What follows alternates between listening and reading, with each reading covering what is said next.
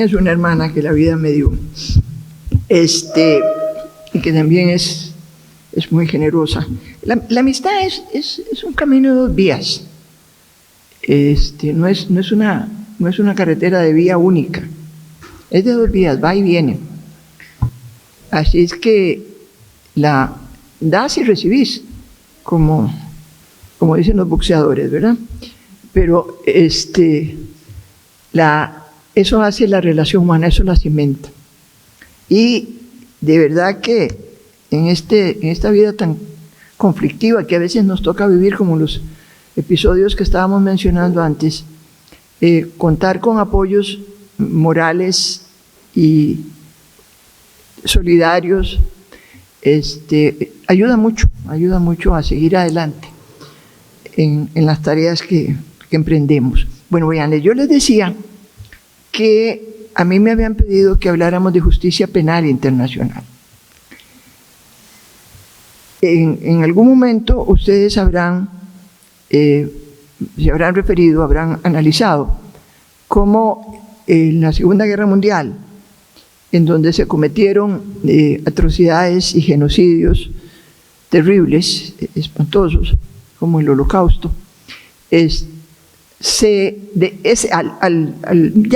incluso antes de que terminara la guerra, se había ido trabajando ideas que venían desde antes para formar una comunidad internacional de naciones que se fundó en el año 45 con la Carta de las Naciones Unidas y que ya incluye la mención a uno de los pilares de la comunidad internacional, que son los derechos humanos. Luego, en el año 48, 9 de diciembre y 10 de diciembre, se aprueban en esta nueva organización internacional dos pilares fundamentales de la comunidad internacional, que son la Convención contra el Genocidio y la Declaración Universal de los Derechos Humanos.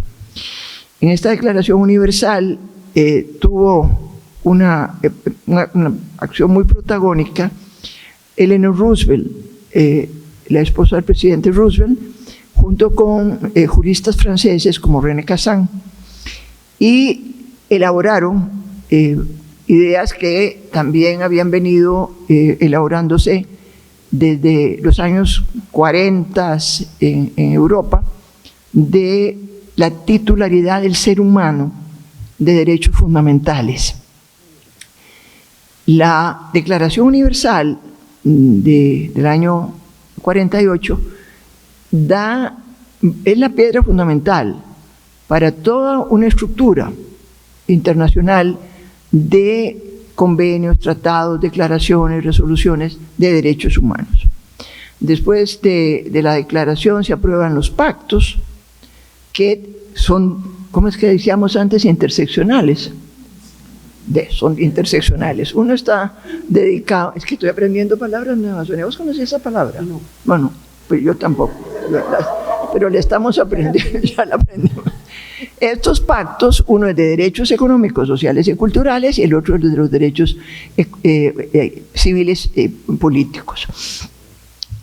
Y ambos pactos son los que se empiezan a incluir en nuestras constituciones, porque las constituciones de nuestro continente, que además teníamos el antecedente de la Carta de la OEA, que es también del año 48, desarrollan toda esta estructura de los derechos humanos tal como los hemos ido conociendo. En el año 45, cuando acaba la guerra, se aprueba por parte de las potencias vencedoras el Estatuto de Nuremberg. Este Estatuto de Nuremberg está destinado a juzgar a los principales responsables de los crímenes cometidos en la Segunda Guerra Mundial. Y el Tribunal de Nuremberg se establece y se empieza la labor de juzgar a 23 de los principales responsables políticos, militares, incluso un prominente empresario, cuyos los productos de sus empresas se utilizaron por parte del régimen nazi.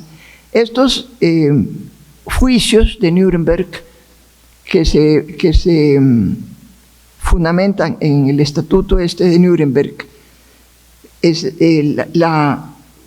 se enfocan en los crímenes cometidos en esa guerra y desde antes, porque las atrocidades del régimen nazi habían empezado en los años 30. No, sin embargo, una cosa que se menciona siempre por el desarrollo posterior del derecho penal internacional es que las víctimas de las atrocidades cometidas por los nazis no tienen un espacio en los tribunales, en los juicios. Van unos cuantas como testigos y nada más como ilustración, porque los fiscales tenían toda la documentación que los propios nazis habían elaborado para demostrar la culpabilidad de estas personas. Todos son sentenciados a muerte, salvo uno, y incluso hay uno que se suicida.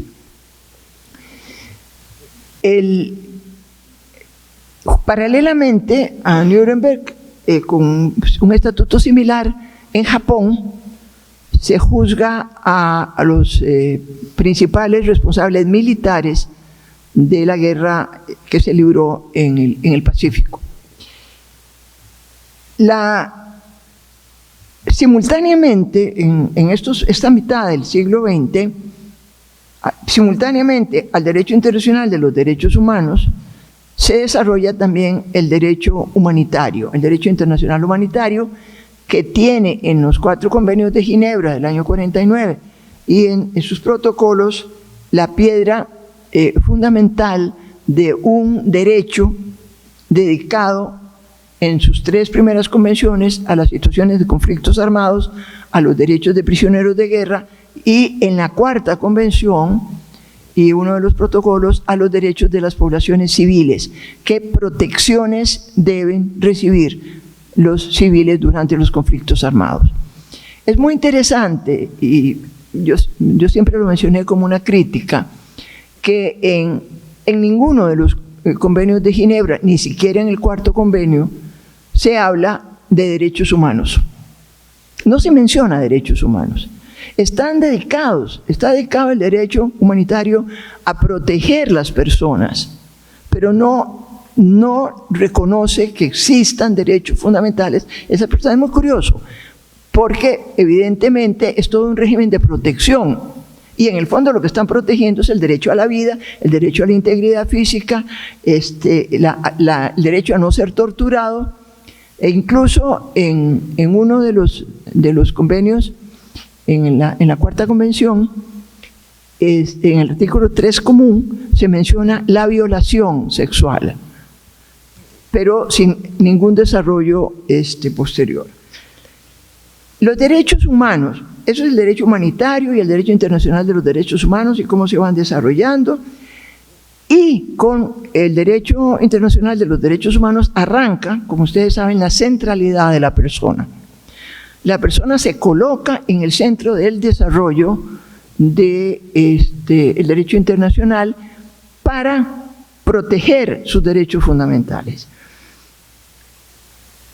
El derecho penal internacional, ese que se elaboró con el Estatuto de Nuremberg y que se desarrolló en los juicios de Nuremberg y Tokio, no se sigue desarrollando. Y no se sigue desarrollando porque casi inmediatamente después de que acaba la Segunda Guerra Mundial caemos en la época de la Guerra Fría.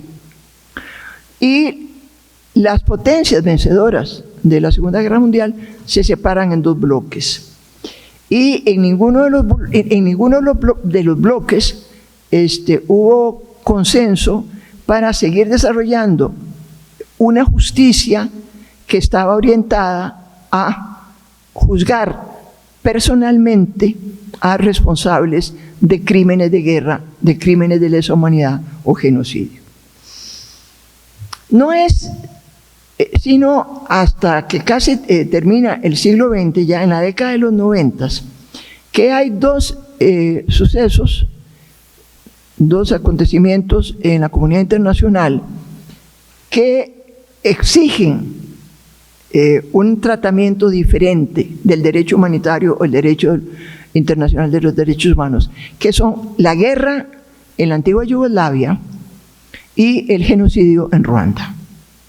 La guerra en la antigua Yugoslavia empieza en el año 90-91 y se extiende por los Balcanes, que se dividen en las antiguas repúblicas balcánicas, nuevamente, eso ocurre después de la muerte del mariscal Tito, y llevan a cabo una guerra terriblemente dolorosa, es una guerra civil, eran y siguen siendo pueblos eslavos todos, y habían convivido y se desarrollado juntos bajo el gobierno del mariscal Tito, y sin embargo en ese momento resurgen viejas heridas, viejos agravios, y se enfrentan en una guerra que sobre todo lideran los serbios contra los croatas y especialmente contra los bosnios herzegovinos.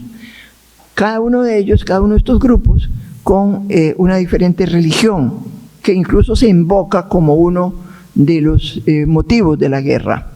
Los serbios ortodoxos, los croatas católicos y los bosnios herzegovinos musulmanes. En esta guerra civil, tan cruel y espantosa como y tan absurda como todas las guerras civiles, se usó como un instrumento del terror la violencia sexual. En esta guerra, miles y miles de mujeres de todos los grupos, pero fundamentalmente bosnias, herzegovinas y croatas, aunque también sufrieron violencia sexual serbias, son violadas, prostituidas, obligadas a embarazarse, obligadas a abortar, y son vendidas como esclavas sexuales, son torturadas. Es una característica de esta guerra civil que llama poderosamente la atención, sobre todo de la prensa internacional. Es a la prensa internacional a la que debemos la denuncia permanente y cotidiana de los horrores que se cometían en materia de violencia sexual contra las mujeres en esta guerra. En el genocidio en Ruanda, una tribu, los Hutus, exterminan casi totalmente a otra tribu ruandesa, los Tutsis, y en ese genocidio casi 1 millón de Tutsis son exterminados, y a pesar de que la idea fundamental era el exterminio, también de paso se utiliza una terrible violencia sexual al cometerse el genocidio. Entonces, las Naciones Unidas, primero Europa y luego las Naciones Unidas, a través del Consejo de Seguridad, toman unas medidas que no se habían tomado antes, y es que deciden establecer tribunales penales internacionales ad hoc, uno para la antigua Yugoslavia y otro para Ruanda. Entonces, en el año 93 se funda el Tribunal para la antigua Yugoslavia, y en el año 94 el Tribunal para el genocidio ruandés. Son tribunales penales, herederos del de Nuremberg, pero ad hoc. Quiere decir que van a trabajar exclusivamente, su competencia está limitada territorialmente y en el espacio a los crímenes cometidos en la guerra para la antigua Yugoslavia uno y en Ruanda el otro. Es muy importante el trabajo que ambos tribunales ad hoc realizan y su legado en cuanto a tipificar como crímenes internacionales la violencia sexual contra las mujeres. Yo tuve la primera experiencia mía en en el mundo de la justicia penal internacional fue esta: fue haber sido jueza en el Tribunal para la Antigua Yugoslavia. Y ahí trabajamos de una manera muy dedicada e incluso con una gran voluntad de hacer progresar las leyes y costumbres de la guerra y el derecho internacional humanitario hacia un nuevo enfoque, que es este de una justicia penal internacional en donde las víctimas sean el centro mismo del quehacer de los tribunales, a pesar de que las víctimas no participaran directamente, sino como testigos. Pero al ser juzgados los perpetradores, se fue elaborando la teoría esta que luego recoge el Estatuto de Roma, de que se tipifican como crímenes de guerra, como crímenes de lesa humanidad y como crímenes, como elemento del genocidio, los crímenes de violencia sexual. Como les decía, en estos dos conflictos, el de Yugoslavia y el de Ruanda, la violación, la prostitución forzada, el embarazo forzado, la esterilización forzada, las torturas, fueron un instrumento del terror. Y así lo registramos en dos sentencias, en todas las sentencias que se dictaron en estos tribunales, pero las iniciales, las del año 98, que fueron la sentencia de Celevici y la sentencia de Furunja y en Yugoslavia, y la sentencia de Akayesu en Ruanda. Se tipifican como crímenes contra la humanidad, como crímenes de guerra, y se juzga a los jefes militares y políticos de esas barbaries. No hace mucho, fíjense cómo tarda la justicia, pero llega. En este año, el último de los grandes responsables de los horrores cometidos en la guerra de la antigua Yugoslavia, que fue el Karadzic, que era el presidente de la República Serbia de Bosnia, la República Srpska que llamaban ellos, porque ellos dividen a Bosnia y Herzegovina en dos mitades, hacen una limpieza étnica, lo que no se había vuelto a oír en Europa desde la época del Holocausto judío, la limpieza étnica. Ellos la aplican. Y con bastante éxito, les diré, porque al día de hoy esas heridas no han sanado. Pues Karadzic fue el responsable político de todas estas masacres, y después de muchos años de ser llevado a juicio, finalmente se le condenó a lo que equivale a prisión perpetua. En estos tribunales no existió la pena de muerte, como sí en Nuremberg. Y Karadzic es juzgado por genocidio. Lo mismo que había sido juzgado por genocidio su jefe militar, Mladic, que cometió un genocidio contra la población bosnia y herzegovina. Él personalmente lo dirigió, y en un tiempo muy corto exterminaron a casi 10.000 jóvenes y hombres adultos bosnios y herzegovinos. Estos dos líderes hoy día han pasado por la justicia penal internacional, y las víctimas que no fueron reconocidas como víctimas y no se otorgó reparaciones, que es lo que viene a complementar con un nuevo paradigma la Corte Penal Internacional, a través del Estatuto de Roma. Estos dos grandes responsables de este horror fueron juzgados, fueron sancionados, y por lo menos las víctimas tuvieron esa reparación moral. que además se supiera lo que les había pasado, que además se reconociera lo que habían sufrido, que es parte de las reparaciones morales que las víctimas de estas masacres reciben. Esta labor que desarrollan los tribunales ad hoc se recoge a finales de los años 90 por la comunidad internacional, que se elabora el Estatuto de Roma, que es un código penal internacional y un código procesal penal internacional, y que sirve de base para el establecimiento de la Corte Penal Internacional. Esta sí, con jurisdicción internacional, no como los tribunales ad hoc, con una jurisdicción limitada. Los estados que son parte del Estatuto de Roma aceptan la jurisdicción de la Corte Penal Internacional, y los crímenes de guerra, los crímenes de lesa humanidad y los genocidios que se cometen pueden ser llevados y conocidos por la Corte Penal Internacional, que tiene su sede en Roma. La Corte Penal Internacional comenzó a funcionar en el año 2003,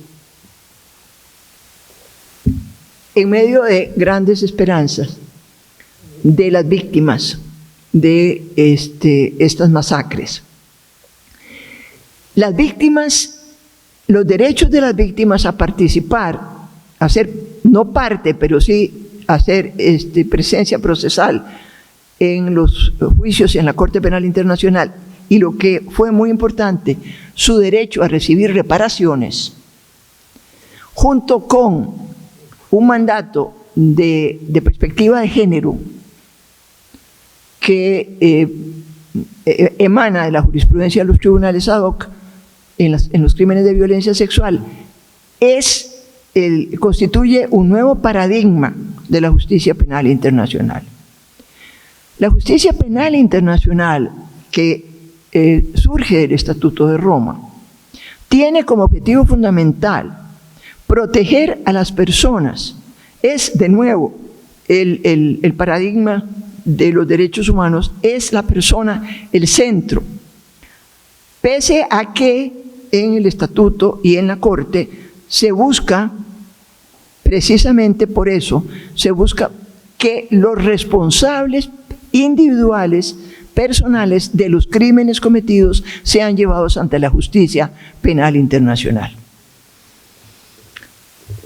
En muy grandes pinceladas, a esto se refiere este nuevo paradigma, que comienza a funcionar en el año 2003. La Corte comienza propiamente sus primeros reuniones y la juramentación de jueces y todo esto al inicio del 2004. Ahí también me correspondió la dignidad de ser jueza en esta corte, junto con 7 mujeres, porque éramos 7 en total, porque una de las luchas que dieron las mujeres para que al redactarse el Estatuto de Roma era que precisamente se incluyera la necesidad de que existieran mujeres en los tribunales internacionales. En el Tribunal de la Antigua Yugoslavia fuimos solo 2 de 11. Después llegaron unas más, pero nunca pasaron de 4 en 11. En la Corte Penal Internacional, de entrada fuimos 7 de 18, lo cual ya hacía una cuota importante. En el Estatuto de Roma, les decía, uno de los aspectos fundamentales es el derecho de las víctimas a recibir reparaciones. Lamentablemente, la Corte Penal Internacional no ha trabajado como quisiéramos. Yo soy muy crítica. Yo terminé mis labores en el año 2012 y ya tenía mis serias reservas de la forma en que funcionaban la Fiscalía, de la forma en que funcionaban las salas de asuntos preliminares y las salas de juicio. Formé parte del primer juicio que se llevó a cabo, que recién empezó en el año 2009. En este juicio se juzgaba a un señor de la guerra, a uno de estos líderes de guerrillas que han destrozado el Congo, porque la Fiscalía de la Corte se enfocó en sus primeros años en traer casos de las luchas armadas que ocurrían en el África. Esto fue así no porque hubiera una discriminación por ser africanos, sino porque era en el África donde ocurrían, y a partir del genocidio ruandés, donde seguían ocurriendo conflictos armados muy sangrientos, muy violentos, y en los cuales, de nuevo, y a semejanza de lo que había ocurrido en Yugoslavia, una terrible violencia sexual ocurría. Sin embargo, a pesar de esto, el fiscal que entonces llevaba estos juicios no manejó correctamente, no investigó correctamente el ingrediente, el elemento de violencia sexual que ocurría en los crímenes de guerra. Nosotros conocimos, el juicio era contra un señor de la guerra, Thomas Lubanga, del Congo, y el juicio fue porque se le acusó de reclutar, entrenar y usar menores en el conflicto que llevaban a cabo. Esto está también sancionado como crimen de guerra en el Estatuto de Roma. Y con este bagaje fue que este hombre fue acusado y fue que nosotros conocimos de los crímenes cometidos por él.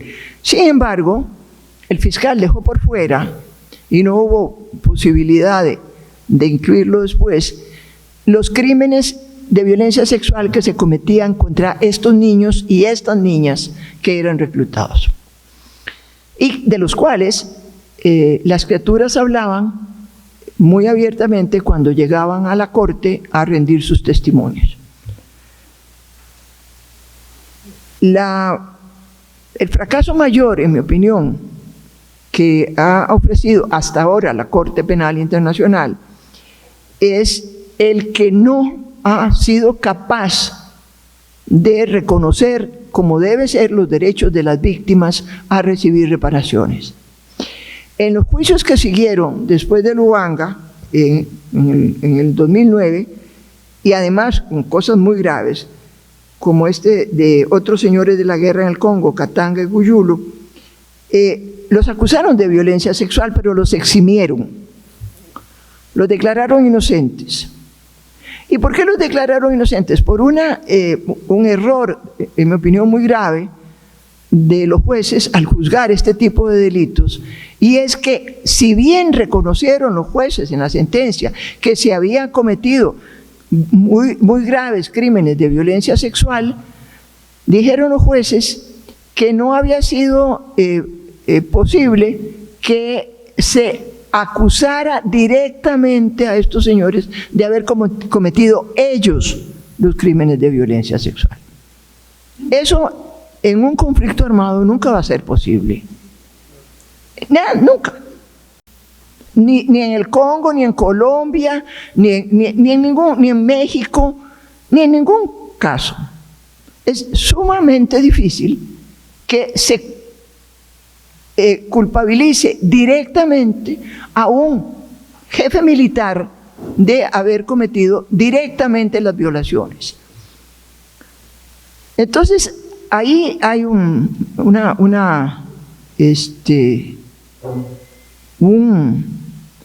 fallo tremendo en el que sigue incurriendo la Corte, porque el Estatuto de Roma tiene un artículo en donde, siguiendo la doctrina de Nuremberg, se responsabiliza a los jefes militares y políticos de los crímenes cometidos por sus tropas.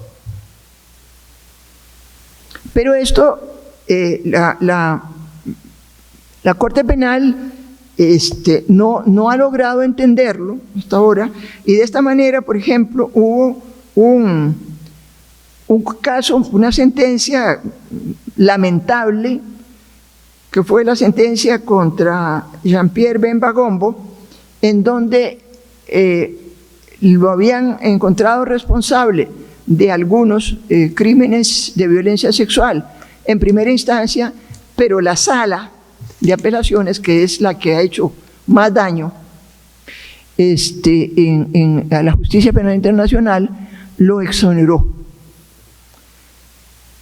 Este año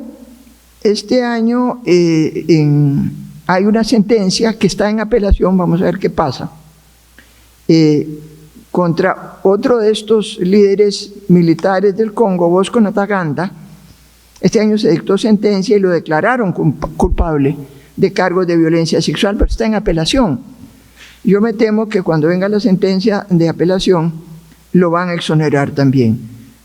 Y hasta ahora, fíjense, hasta ahora, estamos en el 2019, ni una sola víctima de estos crímenes cometidos en estos conflictos armados ha recibido reparaciones. Las únicas reparaciones que las víctimas de estos conflictos han recibido ha venido de un fondo que se llama fondo que se creó en el estatuto para que se pudiera dar ayuda humanitaria. Es ayuda humanitaria lo que se ha aprobado para estas víctimas, no las reparaciones a los que tienen derecho según el estatuto. Pero por lo menos ha habido reparaciones colectivas para que muchas de estas víctimas reciban tratamiento médico, reciban tratamiento psicológico, puedan iniciar proyectos económicos con los cuales salir adelante. Es el fondo al que trabaja paralelamente, pero no depende, felizmente no depende de las sentencias que dictan los jueces en la Corte Penal Internacional. Hasta ahora les digo, y se lo digo con mucho pesar, porque obviamente la que pierde es la humanidad, la que perdemos somos las mujeres, las que pierden son todos los hombres también, que tienen derecho a recibir reparaciones y para los cuales existe todo el derecho internacional de los derechos humanos y el derecho penal internacional. El derecho penal internacional va por ahí. Ha habido uno de los organismos que pueden llevar casos a la Corte es el Consejo de Seguridad de Naciones Unidas, que puede remitir conflictos donde hay graves violaciones de los derechos internacionales, y ha remitido dos casos, uno el de Darfur y otro el de Libia, pero en ninguno de los dos casos se ha avanzado en investigación, porque esas investigaciones son muy delicadas, obviamente, y requieren muchos recursos, y la Fiscalía nunca ha sido dotada por el Consejo de Seguridad de recursos. La Fiscalía también ha investigado, monitoreado, como llaman ellos, acusaciones que han llegado de nuestro continente, situaciones en Colombia, situaciones en Honduras,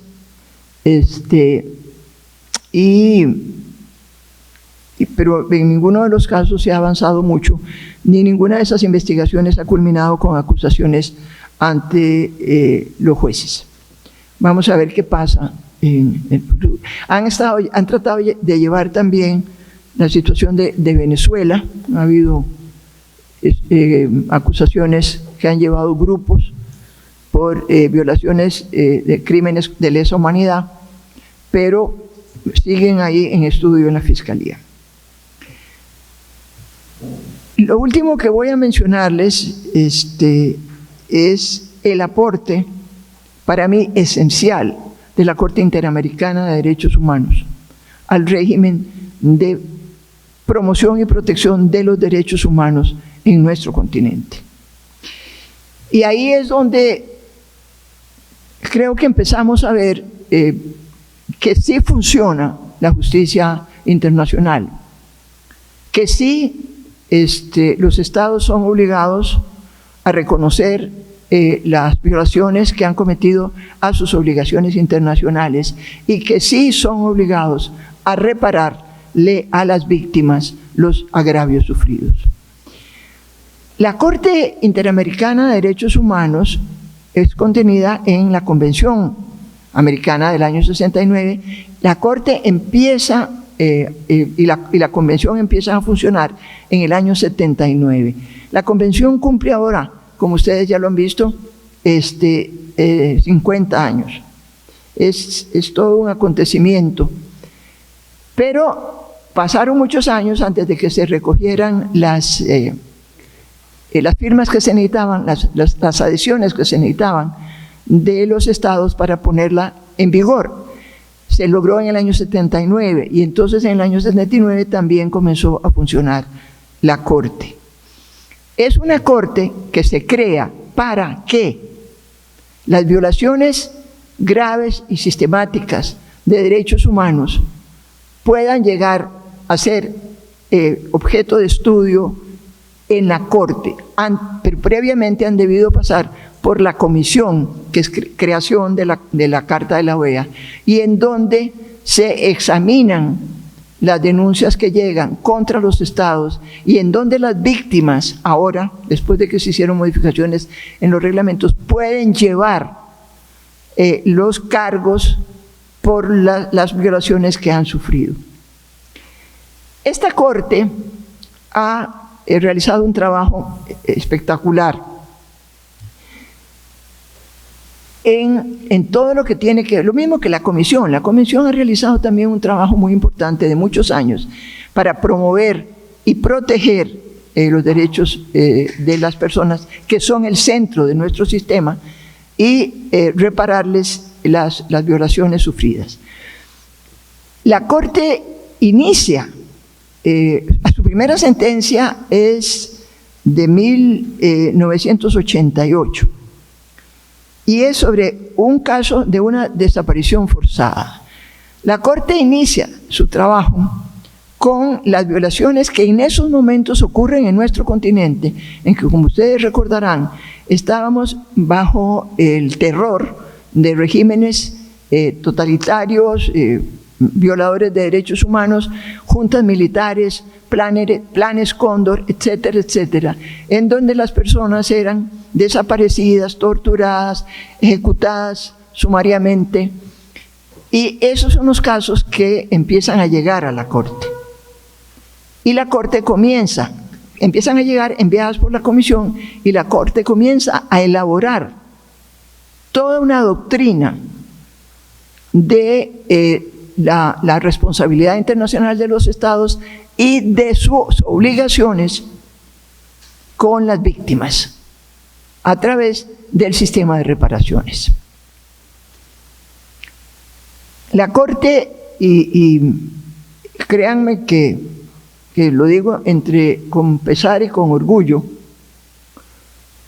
tuvo por primera vez una mujer cuando mi amiga Sonia Picado fue nombrada jueza de la Corte.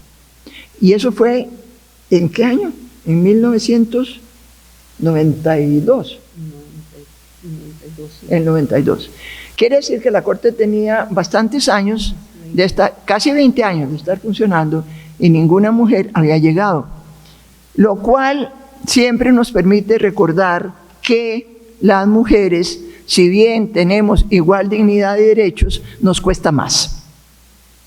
Que siempre sufrimos la violencia de la discriminación y nos cuesta más llegar a posiciones como estas.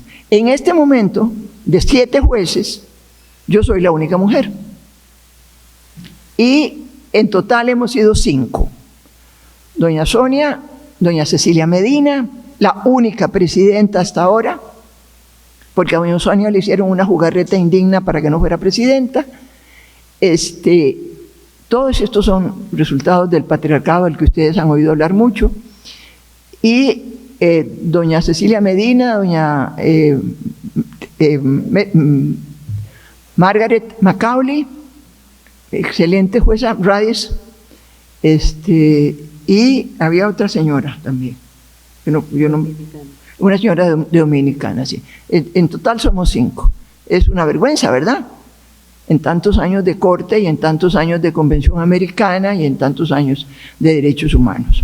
Pero bueno, por ahí vamos, hay que seguir batallando. El paradigma de la justicia internacional de los derechos humanos es precisamente la igualdad, la dignidad en derechos y en dignidad y derechos de todos los seres humanos.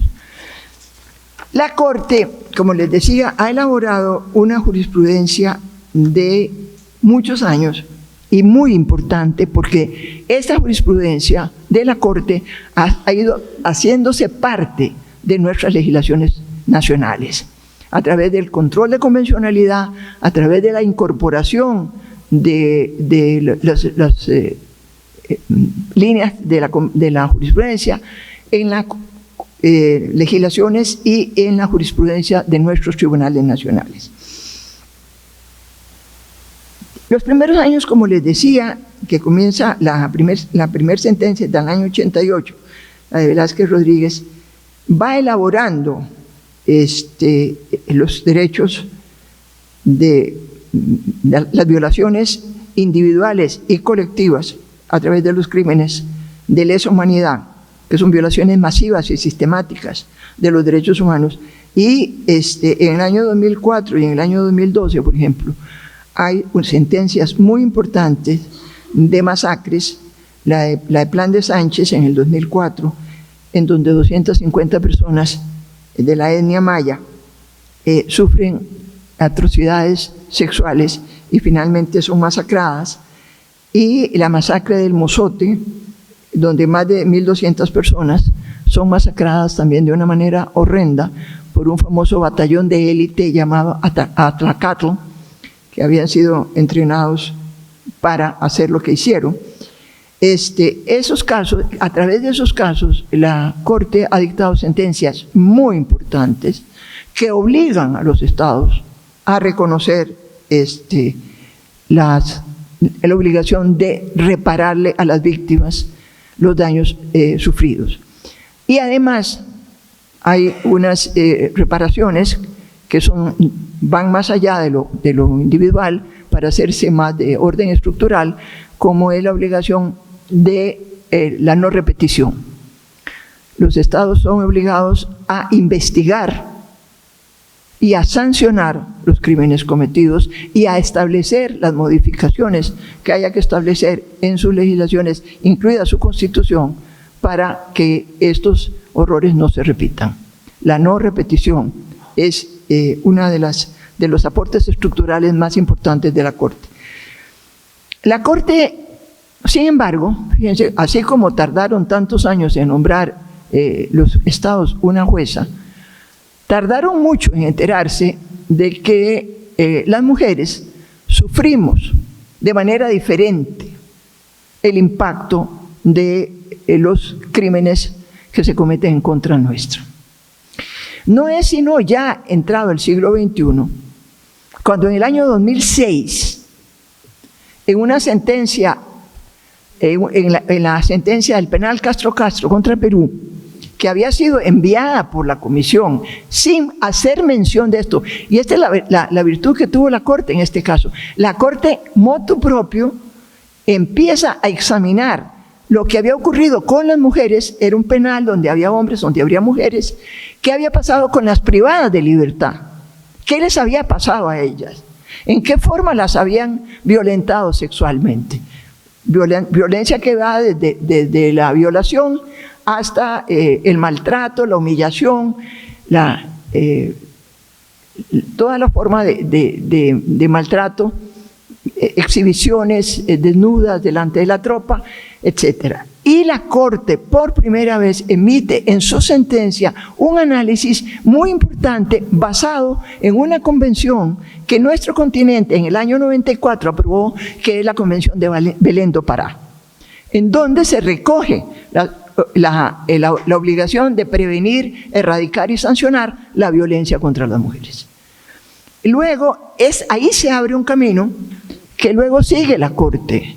En el año 2009 el de González contra México, que se conoce corrientemente como campo algodonero, la Corte vuelve a examinar a profundidad la obligación del Estado, del Gobierno de México, de proteger a las mujeres y de prevenir estas eran unas, se da en el contexto, que el contexto es muy interesante también en las sentencias de la Corte, de la violencia contra las mujeres en la ciudad Juárez.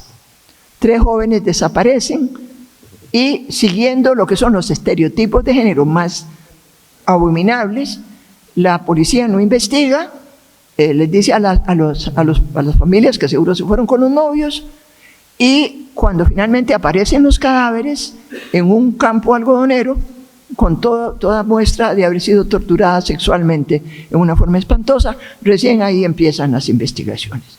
La Corte emite una sentencia absolutamente emblemática que obliga al Estado de México, que poco a poco ha ido cumpliendo, no solo a reparar el daño causado a las familias, sino a introducir una serie de cambios y de obligaciones de capacitar a la policía, de capacitar a los funcionarios administrativos.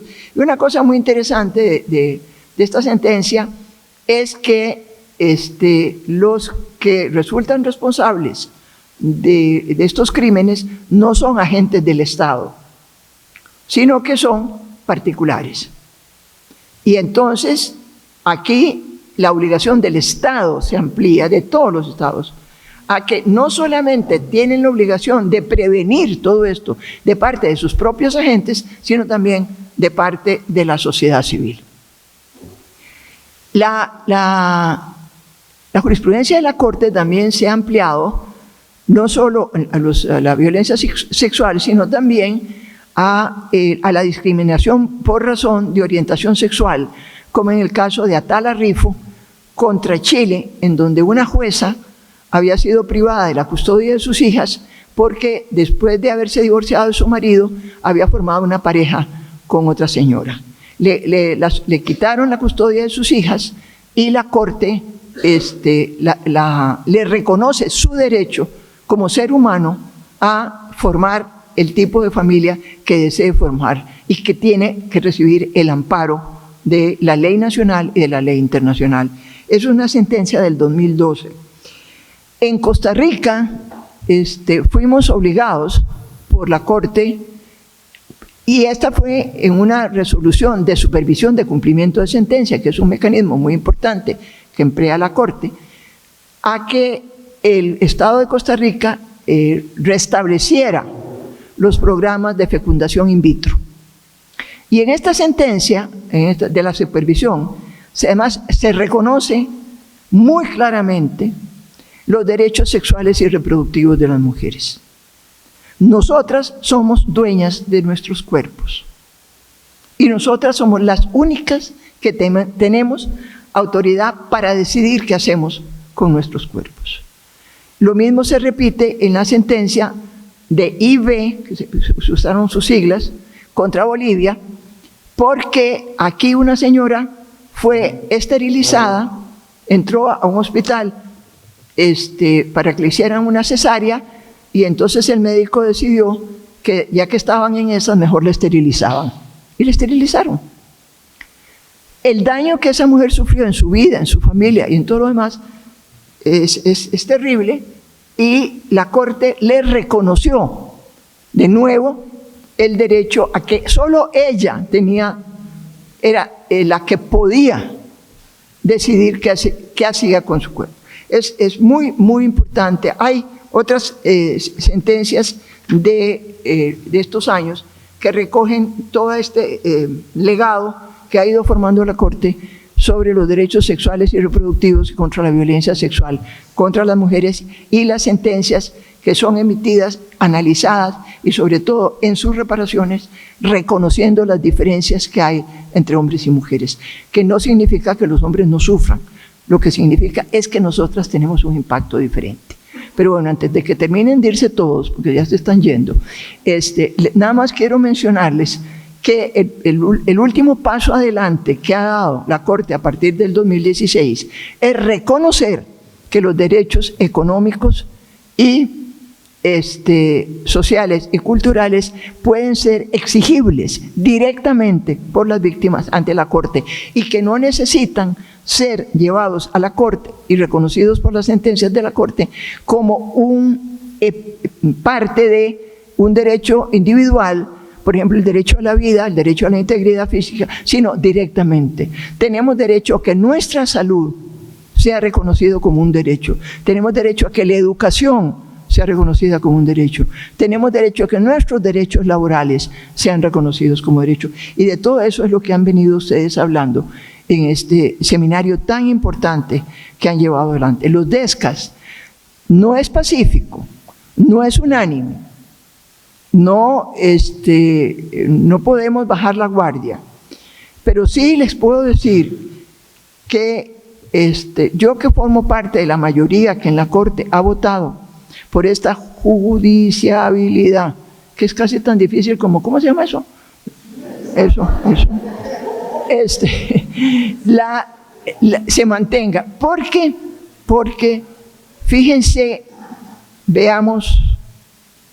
seamos muy conscientes de qué están pasando en nuestras sociedades.